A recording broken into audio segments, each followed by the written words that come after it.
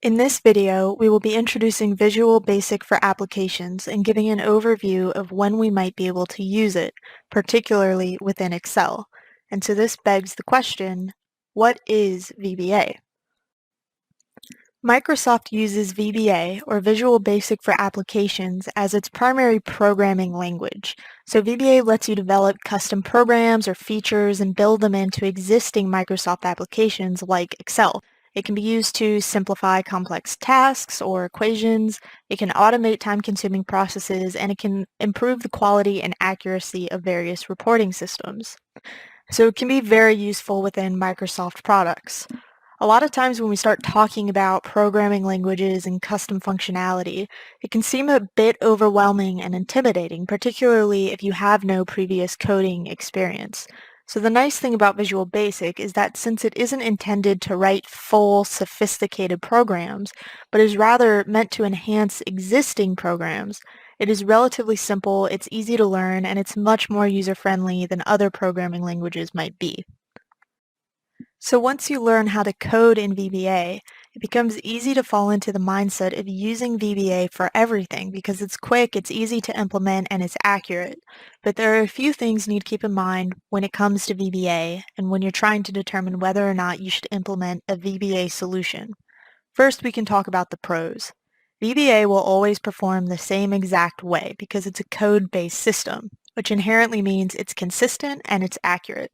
Again, because you're letting the system perform the work for you, you're limiting the opportunity you have for human error to get involved. It's also got a simplified user interface, so even someone who doesn't necessarily understand the full task can come in and use your user interface to accomplish complex tasks. And it also saves resources. Usually the system itself will perform complex, time-consuming tasks in a matter of minutes, which obviously has huge cost savings and time savings potential. Lastly, when you're working within the confines of an existing program like Excel, there are things that seem impossible to accomplish. Well, with the full customizability of VBA, there's actually nothing that's impossible. You can do almost anything if you have a good understanding of VBA. So there's obviously a lot of pros to using VBA, so now we can talk about the cons. The major con is that you have to know VBA to use it. And again, like we mentioned before, it's actually very easy to learn, and it's very simple compared to other programming languages. But there is a learning curve involved in the beginning, and you do need to understand VBA before you can implement VBA solutions.